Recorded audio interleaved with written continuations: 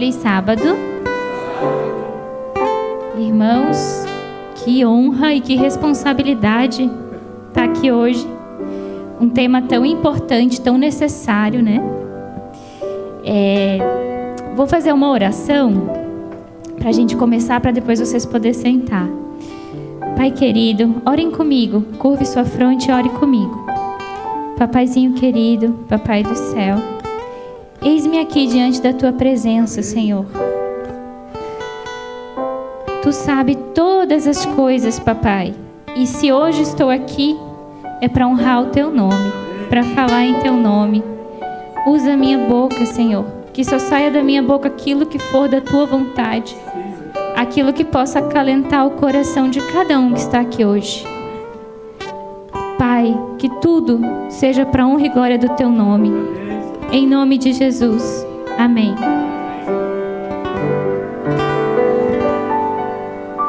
Irmãos amados,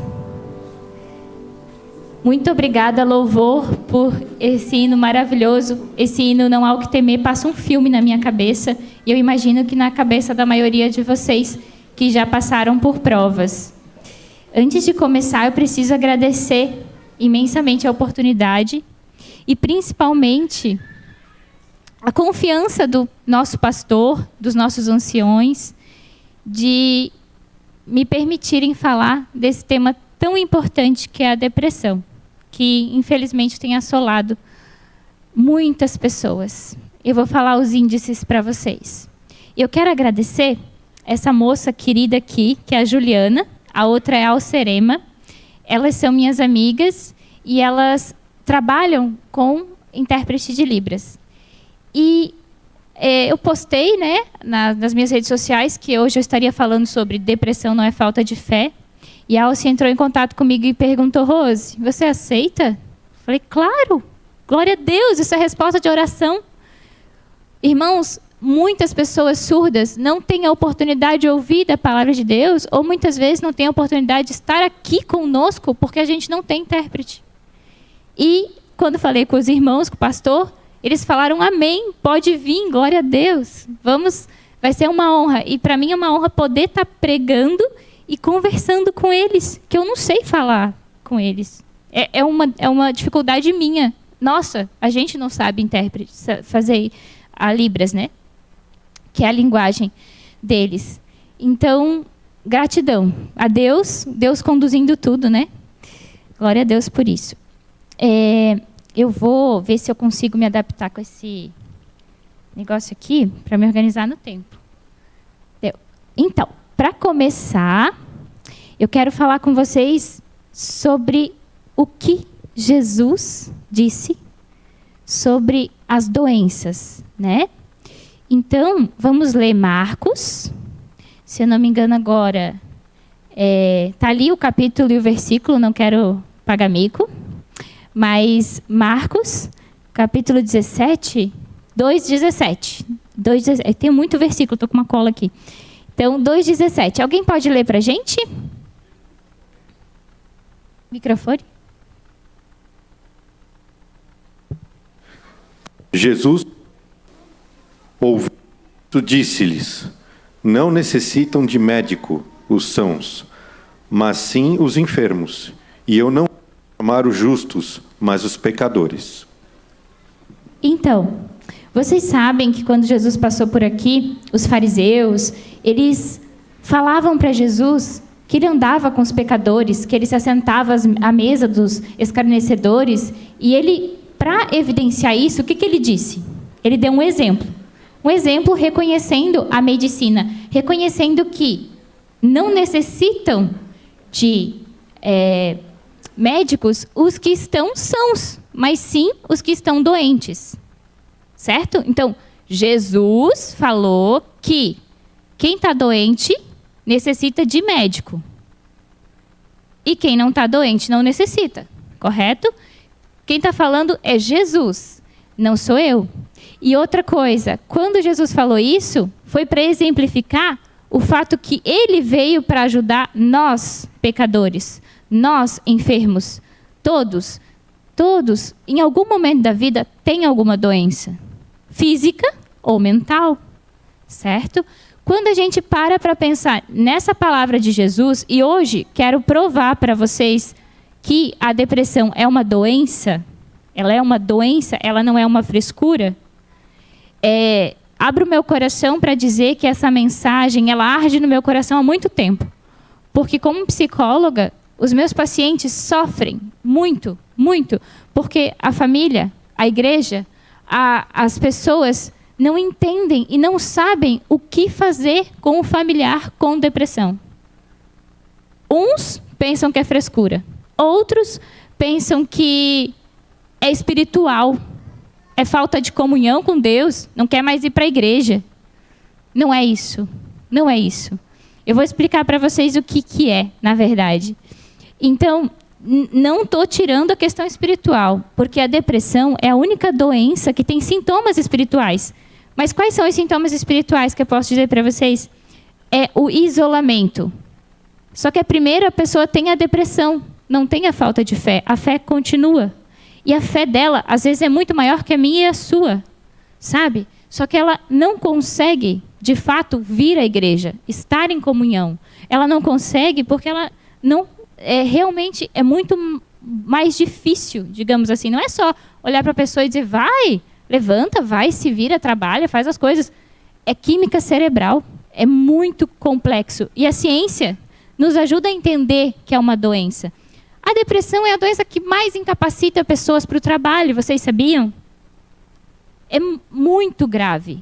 E o trabalho reconhece isso, o INSS reconhece isso. Por que nós, seres humanos, não vamos reconhecer que a depressão realmente é grave?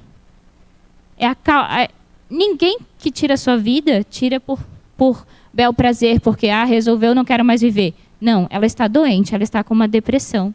E essa depressão, muitas vezes a pessoa não está chorando todos os dias. A pessoa veste uma máscara e pensa assim, eu tenho que dar conta, eu tenho uma família, eu vou dar conta, porque eu sou o pastor, porque eu sou o ancião, porque eu sou mãe, eu preciso dar conta. E ela vai vestindo uma máscara e vai vivendo. E não olha para dentro de si. E as coisas começaram a perder a graça, perder o sentido. E ela simplesmente continua a vida e pensa assim, não, vai passar. Jesus vai me curar. E claro que ele pode curar. Claro, com certeza. Só que tem que ter uma ação. A oração, ela começa com uma e depois a ação. Vou perguntar para vocês, quantas pessoas aqui... Só que a gente vai fazer uma coisa diferente, que eu sou baixa visão. Depois eu explico aqui a minha baixa visão. Mas eu quero que vocês batam palma, assim, fica, porque eu quero ouvir. Porque se vocês levantar a mão, eu não vou conseguir ver. Ainda bem, né? Porque a igreja está cheia, eu não consigo ver tanta gente me olhando. Então, assim, vou pedir para vocês, fiquem com as mãos para bater palma, e eu vou fazer perguntas, e se for sim, vocês batem palmas. Se for não, vocês não batem palmas, só para eu entender o nosso público, tá bom? Olha só, quem aqui conhece pelo menos uma pessoa com depressão? Nossa! Quem aqui já teve depressão? Bastante. Quem aqui quer saber como que Deus tratou a depressão de Elias? Glória a Deus. Deus me ajude a mostrar para vocês exatamente, de uma forma bem compreensível, o que aconteceu com Elias, com Noemi, com Ana, com Jeremias, que foram profetas que tiveram momentos de depressão. E que essa coisa de que pessoa que é cristã, que é da igreja, não pode ter depressão, é um grande mito. Porque esses profetas, eles tiveram depressão. E sabe por que eles tiveram depressão? Porque eles foram tão massacrados, eles tiveram tantas adversidades, e que vocês sabem da história. Eu vou contextualizar, porque senão eu vou me perder aqui no raciocínio. Vamos ver se eu consigo usar isso aqui. Aí, esqueci de falar quem sou eu. Olha só, sabia? Precisava disso.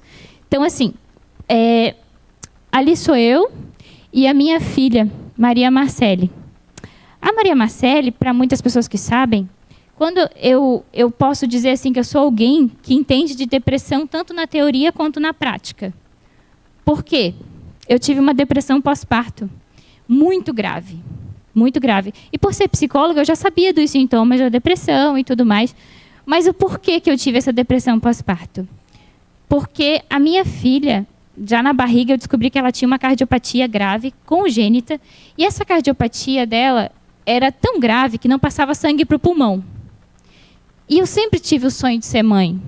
E aquele sonho, ele estava ameaçado. A vida dela estava ameaçada, tirando todo o sofrimento que é ficar numa UTI entubada, ter que passar por cirurgia de peito aberto. Ela fez 4 cirurgias. Só que eu aprendi com o pastor que a gente não conta toda a história no começo. Então, eu vou dar uma introdução, no final eu conto para vocês o resultado. Tá? Então, assim, a Maria Marcele é a minha filha e ela passou por maus bocados. E esse hino do Não Há O Que Temer era a minha trilha sonora. E eu falava assim, Deus, se tu existe, eu sei que tu existe, ela vai ficar bem. Se tu me amas, ela vai ficar bem. E foi tão tremendo, porque os médicos me achavam maluca. Os médicos olhavam para mim e pensavam assim, ixi, tadinha dela, não sabe o que está falando. Isso é grave. Ela pode ter uma síndrome incompatível com a vida. E eu grávida lá com o barrigão, falando, não, no próximo eco vai estar tudo bem com ela. Pensa numa pessoa de fé. Só que, ao mesmo tempo que eu falava isso, eu orava com o meu esposo, quero agradecer até o Marcelo, que está cuidando dela agora. E eu orava e falava assim, Deus, eu não sei o que tu queres de mim. O porquê disso? Por que isso está acontecendo na minha vida? Eu fiz que nem Jeremias, que nem Elias, né? Eu te sirvo. E às vezes a gente faz isso. A gente não aceita a depressão. Eu te sirvo. Eu faço tudo certo. Por que isso está acontecendo na minha vida? Não é? E aí eu vou te explicar no final por quê. Que Deus permite algumas coisas acontecerem na nossa vida. Em tudo tem um propósito maior, ao qual a gente não consegue imaginar. E gratidão a essa igreja, porque esteve comigo em cada momento, em oração. Ao pastor Antônio, que era o pastor da época, que ia lá em casa e orava comigo e com meu esposo, e dizia assim, Rose, Deus, tu tens um plano. Se não der certo, se Deus não curar na barriga, mas Deus vai usar os médicos para fazer a cirurgia. E eu pensava, mas se não der ali na cirurgia, Deus vai fazer um milagre e vai dar. E eu tenho fé. E é assim eu ia. E aí o irmão, o pastor Antônio, falava assim para mim, Rose, quando tu faz um plano, Deus tem no mínimo mais 999 possibilidades. Só crer, né? Então, por isso a questão da fé é muito forte para mim. Da confiança, que é um dos remédios naturais também. Então, sou psicóloga, clínica comportamental, também é importante falar isso. E, como psicóloga, a gente estuda muito a mente humana. E é tão complexo, né? O nosso cérebro. Enquanto eu estou aqui falando para vocês, pensa o tanto de sinapse que está acontecendo aqui na minha cabeça, que eu tenho que lembrar de falar. Que será que vocês estão entendendo? Será que está fazendo sentido para vocês? Será que eu estou segurando o microfone? O nosso cérebro, e vocês estão lembrando de situações da vida de vocês, vocês estão pensando, nosso cérebro é tão complexo, se a gente parar só um minuto para observar o nosso cérebro, a gente já não tem nenhuma possibilidade de ser ateu, porque é muito complexo. Né? Isso falo também para quem está nos assistindo, tem muita gente nos assistindo, graças a Deus por isso. Então, vamos ver se eu consigo. Consegui. Nosso cérebro. Eu só trouxe essa imagem para mostrar para vocês que o nosso cérebro ele é tão complexo e existem sinapses. E nessas sinapses, quando a pessoa está com depressão, é diferente.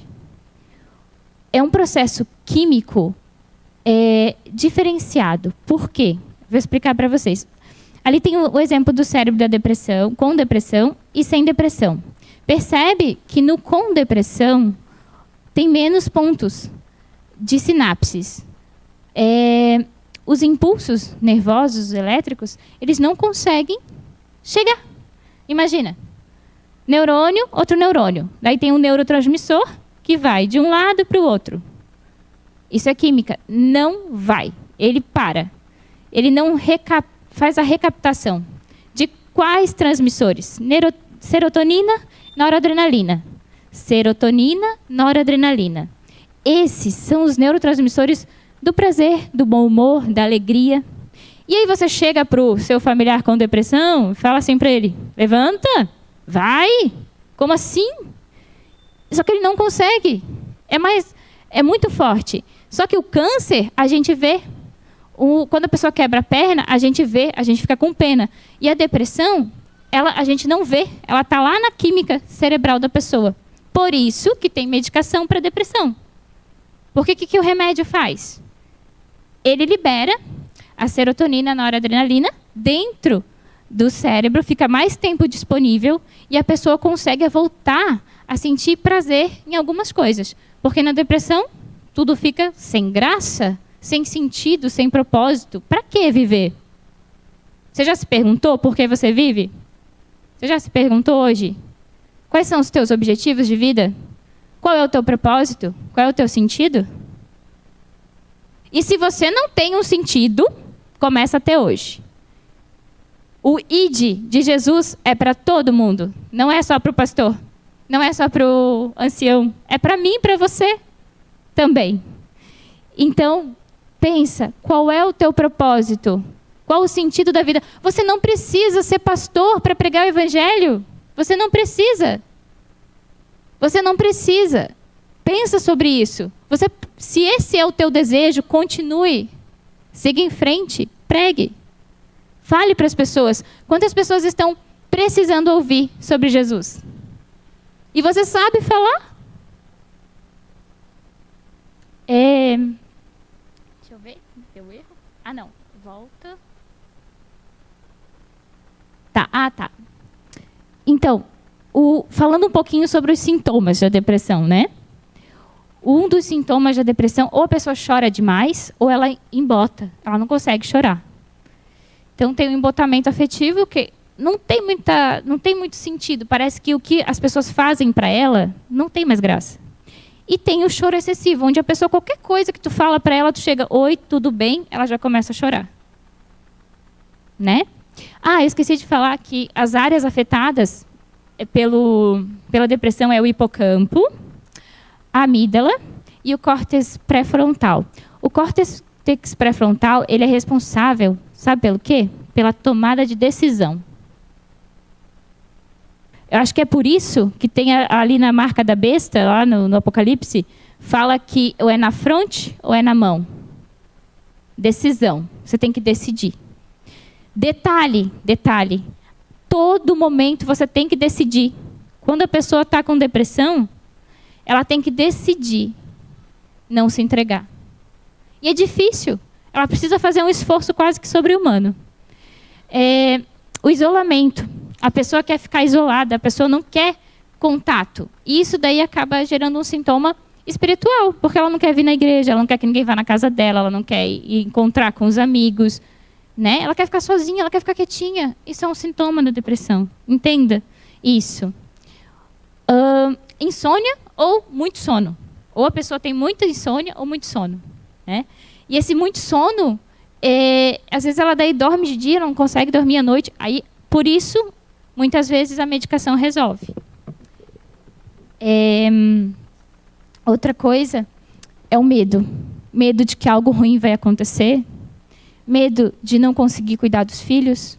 Medo de decepcionar as pessoas. Porque a pessoa com depressão, ela se culpa muito. Tudo é culpa dela. Tudo. E não é. Só que acontece uma distorção cognitiva tão grande, mas tão grande, que você fala para a pessoa e ela não entende. Ela não está entendendo. Porque o cérebro dela está comprometido. Entendeu? Por isso que depressão não é frescura.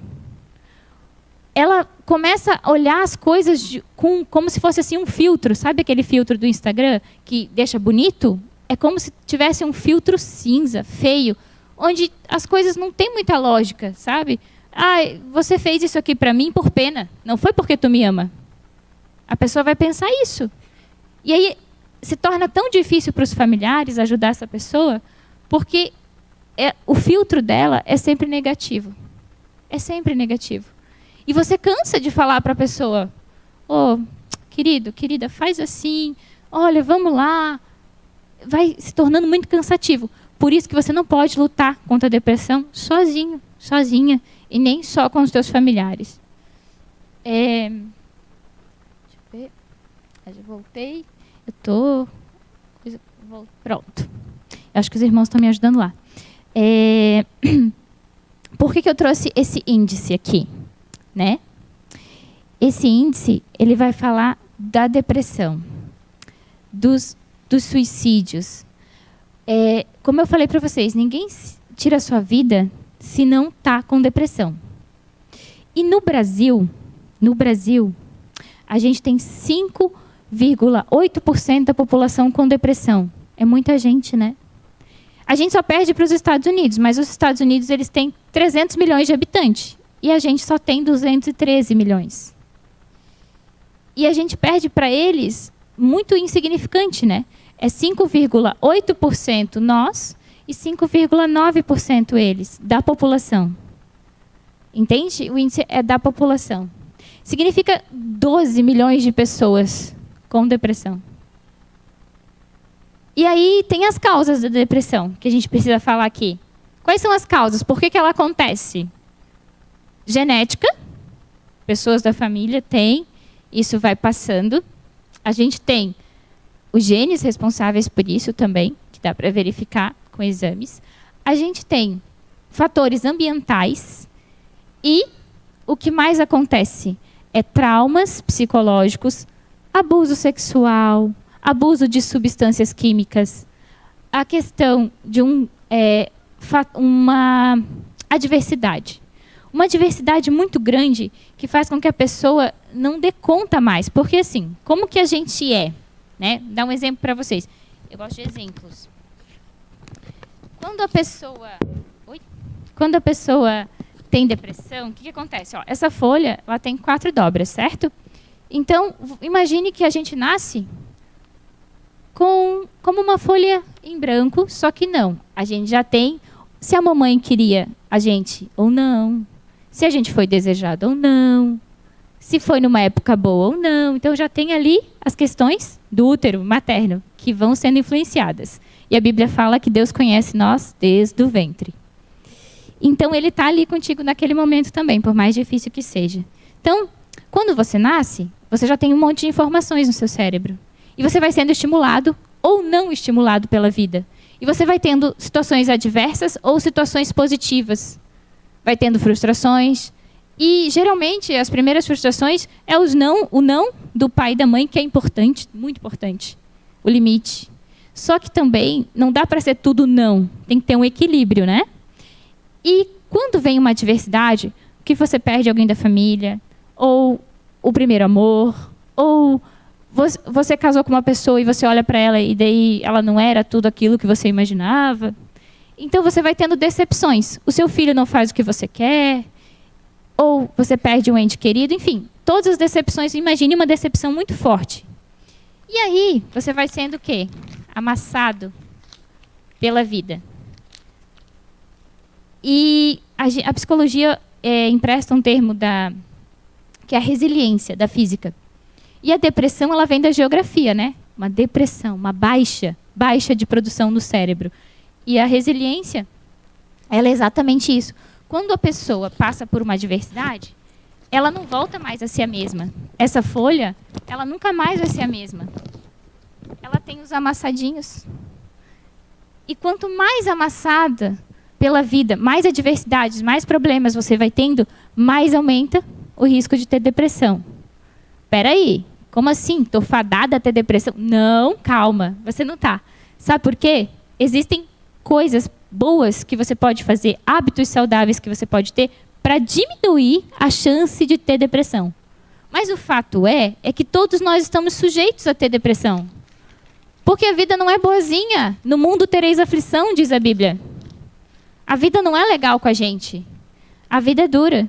E quanto mais cedo a gente aprender que a vida é difícil e que a gente tem que ser forte para enfrentar, mais fácil vai ser de lidar com os problemas. E quando você e eu olhar e ver que o outro também tem problema e não pensar só no nosso umbigo, mais fácil será de vencer os teus desafios. Porque na depressão a pessoa só olha para ela mesma. Quer ver? No exemplo de Elias, aconteceu isso. Agora a gente vai ler, para não ficar só eu falando, Ah, não, falta algum... Ai, para mim meu celular, por favor. Já? Meu Deus do céu, já é 11h45, eu botei para despertar para mim não me atrasar. E eu nem li ainda Reis. Vocês vão ficar comigo um pouquinho mais? Tá legal? Então, assim, eu esqueci de falar desse índice aqui, ó. Então, assim, 800 mil pessoas tiram a vida no mundo. É muita gente, né? 800 mil pessoas. Uma em cada 100 mortes é suicídio. Suicídio só acontece se tem a depressão. E a cada 46, pensa, enquanto eu estou falando aqui, 46 minutos, uma pessoa tira a vida no Brasil. No Brasil. Isso é só no Brasil, 46 minutos. No mundo, é 40 segundos. Isso é grave, né? E o que eu e você fizemos para isso parar? Ou para isso diminuir? Eu convido você a gente fazer alguma coisa. E é por isso, talvez, que Deus tenha levantado esse ministério de psicologia para que a gente possa ajudar os nossos irmãos, ajudar quem precisa a lidar com a depressão e tantos outros transtornos psicológicos, que sim, transtornos psicológicos podem acometer qualquer pessoa. Você não está imune porque está na igreja, entendeu? Infelizmente, pode acontecer. E eu vou te mostrar. Isso eu já falei. Agora eu vou pedir para a gente ler 1 Reis, capítulo 20. É isso? 19. Do 1 ao 4 primeiro, daí eu vou explicar.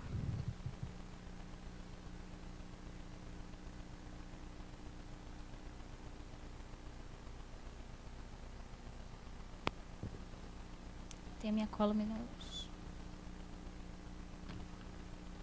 Ora,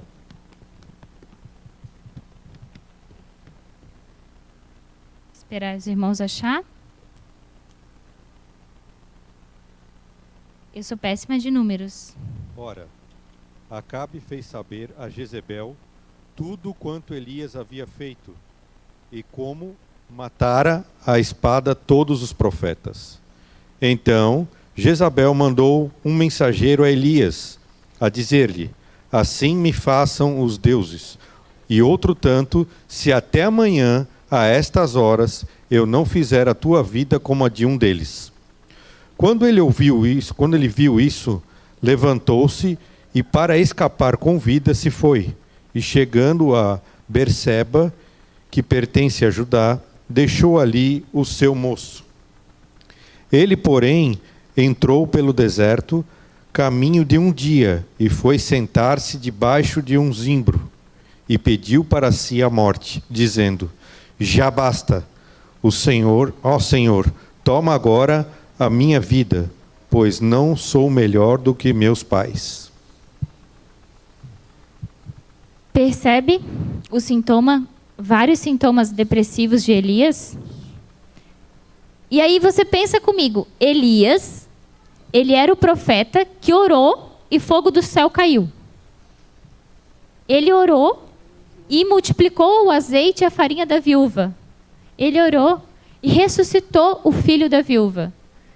Só que a Bíblia não fala quais foram as questões, talvez familiares, talvez ambientais de Elias, né?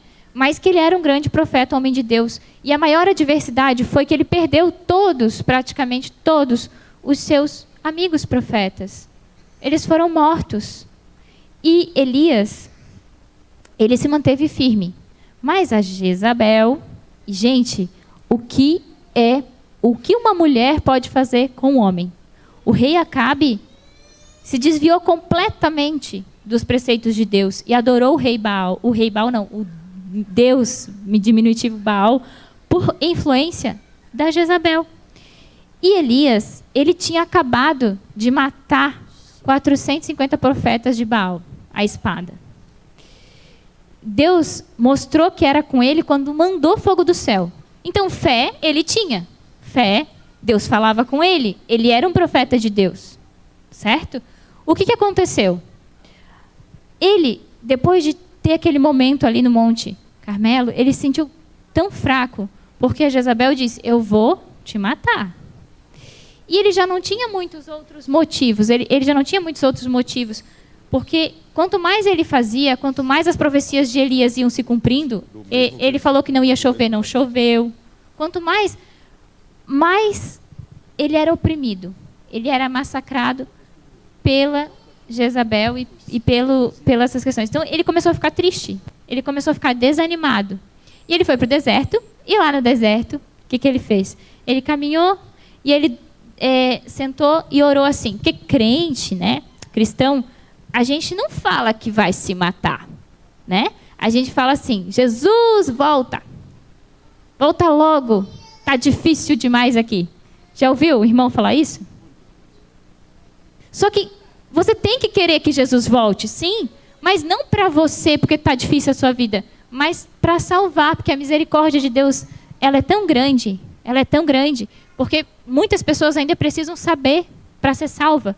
Então, se você quer que Jesus volte logo, a única coisa que você pode fazer é pregar o evangelho para mais pessoas conhecer e aí ele poder voltar logo.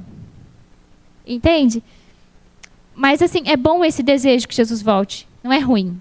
Só que entenda que as pessoas com depressão que são cristãs, elas sempre estão falando isso. Sempre. O tempo todinho elas estão falando. É como se fosse assim: Deus, me tira daqui.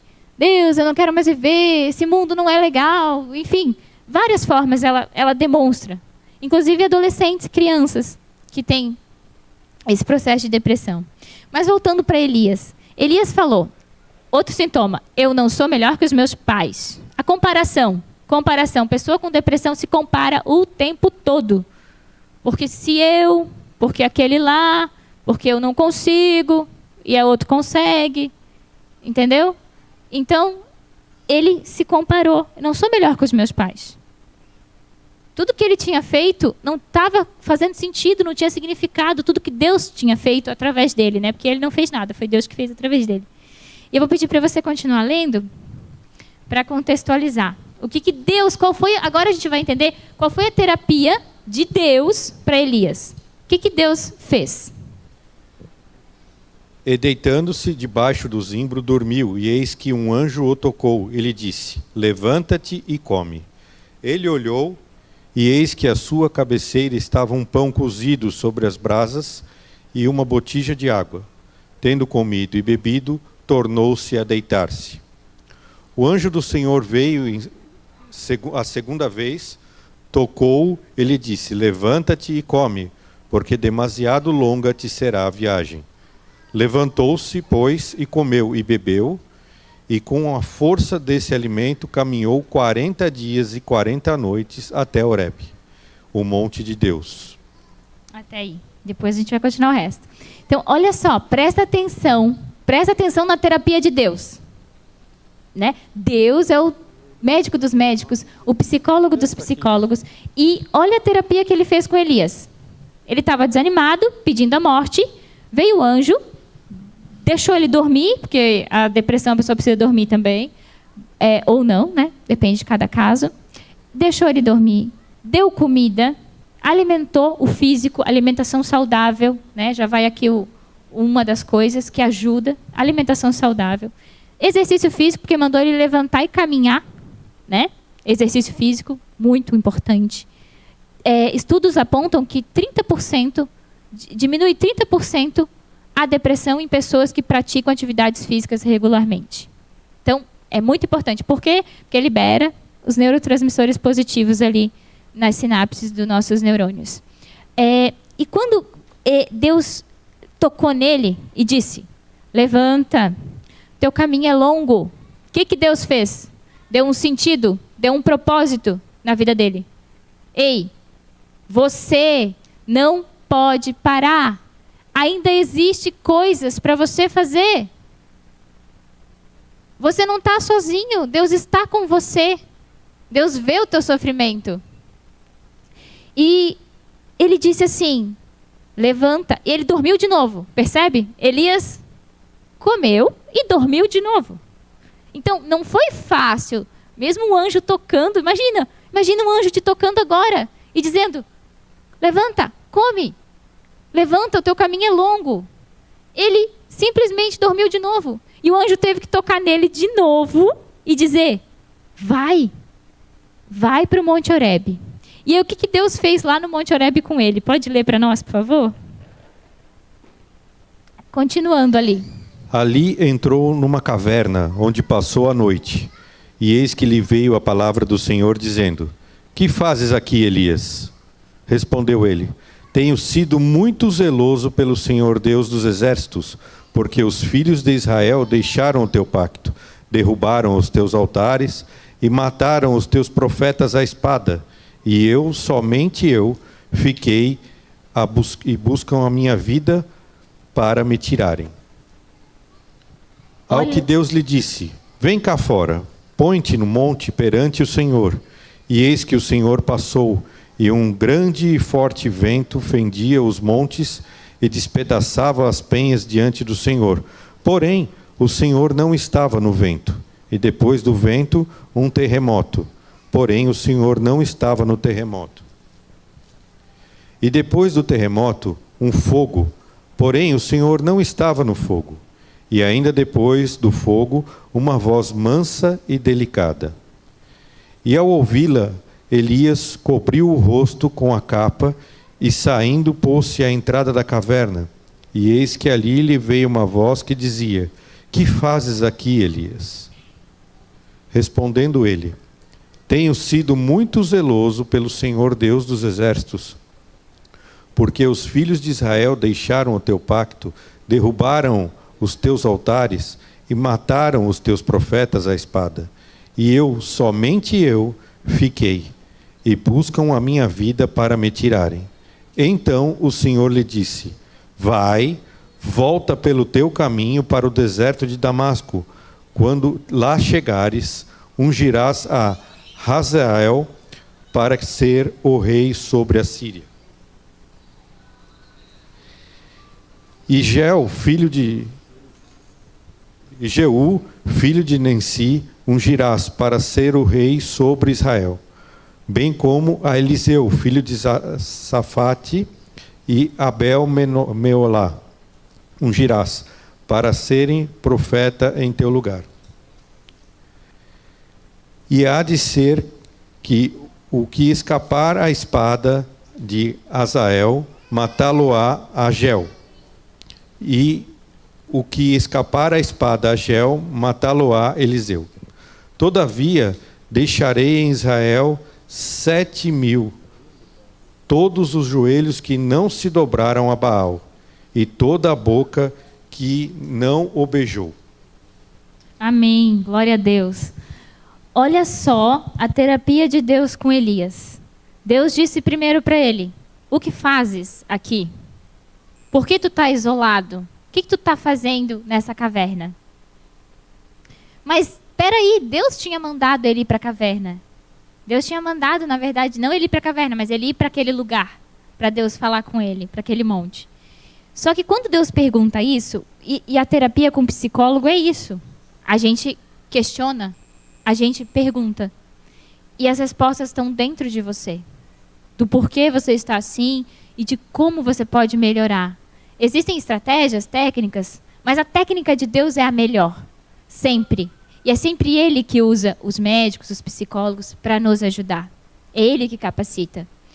E Deus disse assim: O que fazes aqui? Quando Deus disse o que fazes aqui, é uma reflexão para mim e para você hoje. Por que a gente está no mundo? O que a gente está fazendo aqui? O que importa? O que vale a pena viver? A pessoa com depressão, ela não vê mais sentido na vida. Ela precisa resgatar o sentido da vida. E ela vai precisar, talvez, de um remédio para equilibrar a química cerebral, para daí ela conseguir ver o sentido na vida. Entenda que não é porque ela não quer, é porque não está funcionando. Assim como num câncer, numa outra doença, as células não estão colaborando, também é na depressão. E Deus falou para Elias assim: O que fazes aqui? E ele respondeu, se lamentando, como toda pessoa com depressão: Ó Senhor, eu te sirvo. Ó Senhor, eu estou sendo perseguido. Está difícil, estou sendo perseguido, estou trazendo aqui para o nosso contexto, tá? Estou sendo perseguido, está difícil. Senhor, só sobrou eu. Ou seja, estou sozinho. Aí Deus responde ali no final do versículo que tem mais 7.000 que não dobraram o joelho. Então, Deus fala para ele, primeiro, você não está sozinho. E ele dá uma missão para Elias. Qual que é a missão? Você vai ungir o rei da Síria. Você vai ungir um novo rei de Israel. E você vai também ungir Eliseu para ficar no teu lugar. Então Deus dá uma resposta para ele. Ele vai estar com Deus. Mas não é na hora que ele quer. Demorou muitos anos para ele ser arrebatado. Né? Que a gente sabe que ele foi arrebatado, nem experimentou a morte. O profeta que pediu a morte não experimentou a morte. Então, quando Deus, ele fala comigo e com você, e ele nos dá uma missão, um sentido na vida, tudo fica mais fácil, porque daí eu tenho um propósito. Mas eu preciso se colocar na presença de Deus para ouvir esse propósito. Sabe? Por isso que a depressão não é falta de fé. A pessoa está com fé, só que ela não está conseguindo perceber o que está acontecendo. Entende? E aí, a gente tem um outro profeta, eu vou passar bem rapidinho, que é o Jeremias. Né? Eu vou contextualizar para vocês. Quer ler o 17 e o 18 para mim? Sim. Rapidinho? Uhum. Por que não me matou na madre? Assim minha mãe teria sido a minha sepultura e teria ficado grávida perpetuamente. Por que saí da madre para ver o trabalho e tristeza e para que se consumam na minha vergonha os meus dias?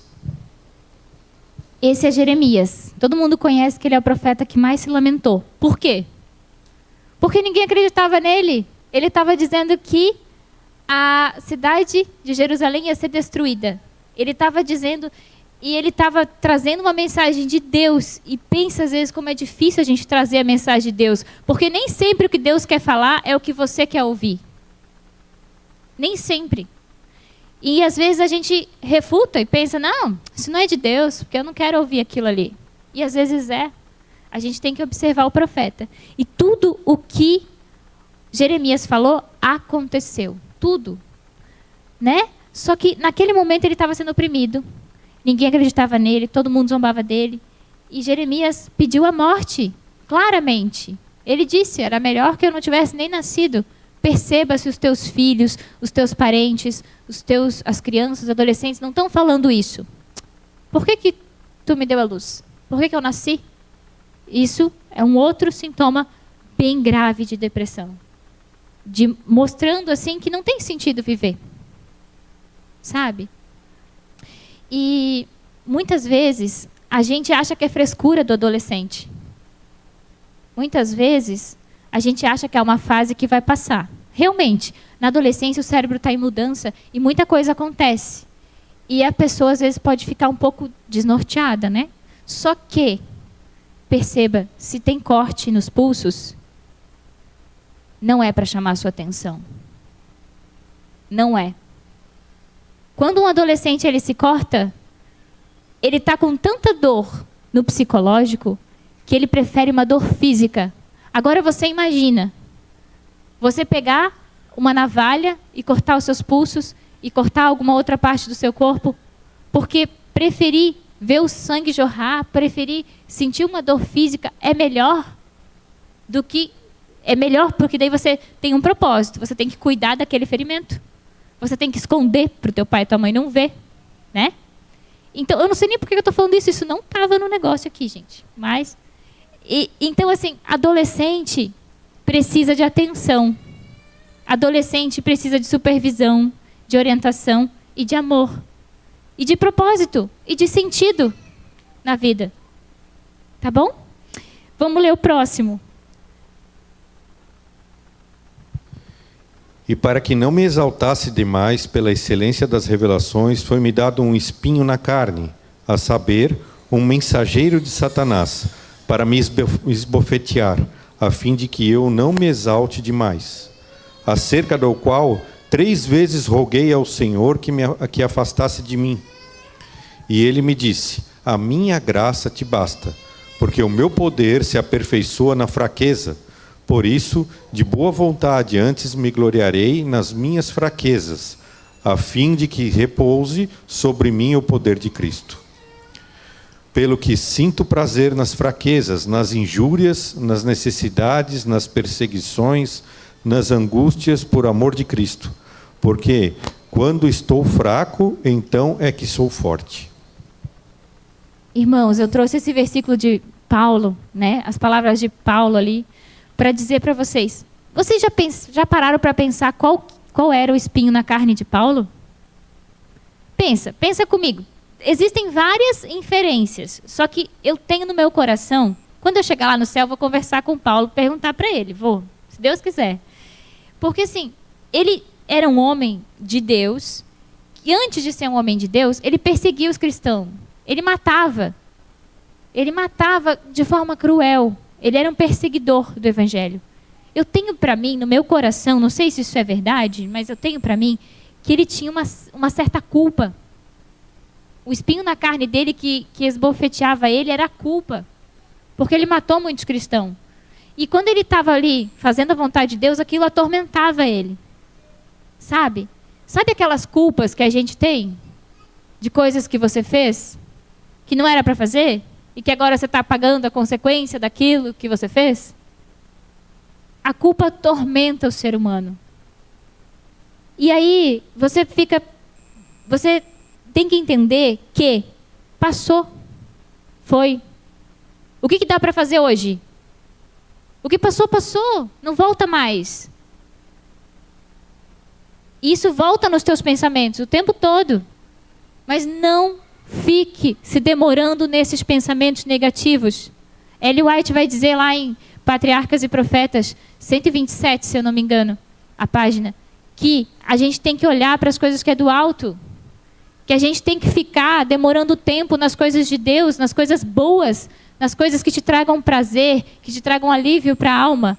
E não vendo séries, coisas ruins na televisão e filmes, coisas que trazem destruição. Porque onde os nossos olhos estão, aí está o nosso coração. E depois, como que você vai ficar bem se o teu coração, a tua mente está cheia de coisa ruim? Um outro hábito saudável é você ter um equilíbrio na sua vida do que você contempla. Aonde você está demorando o seu tempo? E para finalizar, quando Deus falou para Paulo, a minha graça te basta, é isso que eu quero falar para você hoje. Eu sei que está difícil. Eu sei.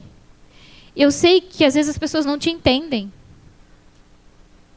Só que Deus está dizendo para você hoje, a minha graça te basta porque o meu poder se aperfeiçoa na fraqueza.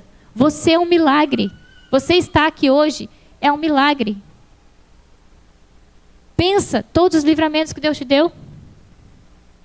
Pensa. Se você parar para pensar, você vai me dar razão, tenho certeza disso. Vamos ler o último versículo para encerrar. Que eu sei que vocês estão com fome já, né? Respondeu Jesus: nem ele pecou, nem seus pais, mas foi para que nele se manifestassem as obras de Deus. Esse versículo eu trouxe para lembrar você que tudo é para a honra e glória de Deus. Vocês sabem que os escribas e fariseus e os discípulos questionavam muito Jesus por ele fazer milagres. E esse versículo, se vocês depois lerem o contexto é o cego de Jericó que ele curou. E as pessoas perguntavam, por que ele era cego? Por quê? A gente se pergunta, por quê? Por quê? Por quê? Por quê? Não é o porquê, é o pra quê. Pra quê? Para que se manifeste a glória de Deus. Nem ele pecou, nem seus pais pecaram. O pecado não é responsabilidade sua, querido. Não é. O pecado, ele entrou no mundo lá através da Eva. Aí a gente conversa com a Eva, porque Deus deu o livre-arbítrio para Eva, ela escolheu a fruta, a gente sabe de tudo. O que aconteceu? Desde lá, a gente já nasce no pecado. A Bíblia fala que a gente nasce, né? Lá em Davi e Salmos, a gente nasce. Então, não é uma questão sua. A gente tem que resistir? Tem. Resistir. A gente tem que se aproximar cada vez mais de Deus. Mas não se culpe. Apenas siga em frente a partir de hoje. E tudo o que acontece de ruim na sua vida, entenda, há um propósito. Entenda, é para que a glória de Deus seja manifestada. Talvez pessoas estão precisando ouvir teu testemunho daqui a alguns anos. Porque eu não sabia, mas Deus já sabia na sua infinita misericórdia que eu estaria aqui hoje, dia 11 de setembro, falando para vocês do propósito de Deus na vida das pessoas com depressão. No propósito de Deus na minha vida. E para terminar, eu quero mostrar para vocês a minha família e a minha filha. A Maria Marcele tem 4 anos hoje. Ela é o maior presente que Deus me deu. E foram 4 cirurgias no coração de peito aberto. Um bebezinho. E eu não entendia por que ela tinha que passar por tudo isso. Por que eu tinha que passar por tudo isso? Mas hoje eu entendo que Deus tinha um propósito de me mostrar. Deus tem um propósito na vida dela, com certeza. Mas Deus tinha um propósito de me mostrar o que é a depressão na prática, não só na teoria. Porque eu confesso para vocês, eu estou falando hoje aqui de depressão porque eu entendo na teoria e na prática. Porque eu atendo pacientes com depressão e porque eu vivi um processo depressivo. Mas hoje eu estou bem. E eu estou bem por quê? Porque eu busquei ajuda. Eu nunca perdi a minha fé, nunca perdi a minha esperança. Eu busquei ajuda de medicação para não acabar o leite da minha filha, tomei Equilide. Eu busquei ajuda psicoterapêutica, eu também fiz terapia. Hoje eu estou de alta, estou bem, mas eu fiz terapia. Porque eu precisava lidar com aquele bebê que precisava de mim. Eu precisava entender o luto de não ter um bebê saudável. Entende? Então, assim, ó, a gente precisa aceitar. A primeira coisa é negar. Não, eu não preciso de ajuda, eu não estou com depressão, isso vai passar. Só que às vezes não passa. E a depressão ela tem graus. Leve a gente consegue só com psicoterapia. Quando é moderada e grave, precisa de medicação, porque a química do cérebro já não responde mais só à terapia. Porque você não consegue pensar no que eu vou falar para você, nas coisas que eu vou te questionar. E aí a medicação vai te ajudar, e daí depois você vai conseguir entender o que eu estou te falando. E fazer as coisas, e ter ânimo para fazer exercício, e ter ânimo para ter outros hábitos saudáveis. Entende? Então o que eu quero falar para vocês hoje é isso. Em tudo há um propósito. Eu não sei, mas Deus sabe. Deus sabe o que você está passando. Deus sabe quantos momentos você passa chorando e pedindo para Deus a morte, e pedindo para Jesus voltar. Ele sabe. Mas talvez isso não seja o propósito de Deus para você, a morte. O propósito de Deus para você é a vida com abundância, a vida no céu. E só que para ir para lá, você precisa cumprir a tua missão aqui na terra. Decida hoje comigo, cumprir o propósito de Deus para a sua vida. Decida hoje comigo orar, jejuar e buscar de Deus qual é a tua missão. O que Deus quer de você? Qual é o propósito dele para você? Eu vou pedir para o irmão Edson orar para a gente encerrar. E eu queria também que a gente pudesse, todo mundo, fechar o olho, se concentrar e fazer aquela oração de Ana, sabe? Deus, me ajude, me cure, me mostre qual é o teu sentido, qual é o teu propósito. Prepara pessoas para me ajudar, profissionais ou familiares. Deus, dá sabedoria para esses profissionais para me ajudar. E principalmente, busca um sentido para a sua vida, um propósito, uma missão. E as coisas vão se tornar cada vez mais fáceis, aos poucos, porque é um processo. Tá bom? Deus seja louvado. Ah, temos uma pesquisa, estou esquecendo. Tem uma pesquisa que assim, ó, a gente tem um ministério de psicologia que Deus tem levantado e vai ser mandado para vocês no grupo da igreja um link onde vocês vão responder algumas perguntas. Por quê? Porque essas perguntas elas vão nos ajudar a entender qual é o contexto da igreja. O que a igreja precisa? É depressão? É outros transtornos psicológicos? Né? Então, vocês vão responder ali no link da igreja, do grupo da igreja. Ou quem não está no grupo da igreja pode procurar o Paulo, a Tainá, e eles vão mandar esse link para o WhatsApp de vocês, para vocês responderem, é online. E assim, o Ministério de Psicologia vai fazer ações, vai preparar ações. É os adolescentes que estão precisando de atenção? É a depressão? É a vida conjugal? O que está precisando? Tá? E a gente vai entender essa demanda e propor ações. Dia 25, o irmão Edson já liberou, o pastor, o irmão Edson já liberaram, dia 25 à tarde, nós vamos ter um evento onde vocês vão poder interagir. A gente vai conversar. A gente vai ter um momento para falar sobre os transtornos mentais. Vamos ver o que Deus prepara e qual é a demanda da igreja, porque a gente não quer chegar aqui e falar qualquer coisa. Tem muita coisa para falar, mas o que vocês precisam ouvir, o que vocês necessitam, sabe? E também, se Deus preparar, não só atendimentos em grupo, mas atendimentos individuais. Muitas pessoas me procuram e falam que não tem condição. E o meu coração dói, porque eu não dou conta de atender todo mundo. E eu tenho um propósito no meu coração. Se hoje eu sou psicóloga, foi porque Deus me capacitou. Porque eu sou baixa visão. Eu não enxergo quase nada.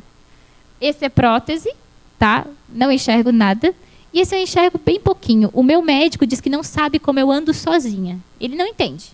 Para eu enxergar, ali as imagens me ajudam, mas tem que ser fonte 24 negrito. Tá? E vocês não sabiam disso, porque eu não fico me lamentando, falando, né? Mas eu enxergo muito pouquinho. O Gilson, a gente fez um trabalho junto e ele entende assim, que eu sou muito visual, por isso que a imagem é importante para mim me localizar. Mas eu não enxergo muito bem, então eu tenho que olhar bem de pertinho. Foi um acidente quando eu tinha 2 anos de idade, para resumir, onde eu perdi a visão total, desse olho e parcial desse. E ele fiz várias cirurgias onde eu enxergo esse pouquinho. Mas esses dias eu fui no médico e falei para ele, doutor, quanto % que eu enxergo? Ele olhou para mim e disse assim, não tem uma porcentagem. Eu falei, como assim? Eu ando, eu faço as coisas. Ele disse, não tem uma porcentagem. Você tem um resíduo visual, não dá para dizer nem 1%. Eu falei, o quê? Aqui ó, eu posso te dar um laudo de cega total. Eu falei, não, então é um milagre. Eu ando, eu cozinho, eu cuido da minha filha, faço tudo sozinha. Eu fiz a faculdade, claro, com as ajudas de leitores de tela. E eu não sei porque eu estou falando isso, porque não estava no planejamento falar. Mas, assim, para você entender que o fato de eu estar aqui hoje também é um milagre. O fato de Deus me capacitar, Deus prefere capacitar aqueles que têm problemas, que têm, às vezes, alguma dificuldade. Sabe? Porque, eu não sei porquê, mas Deus prefere. Eu creio nisso. E vou encerrar, irmão. Obrigada. Deus abençoe todos.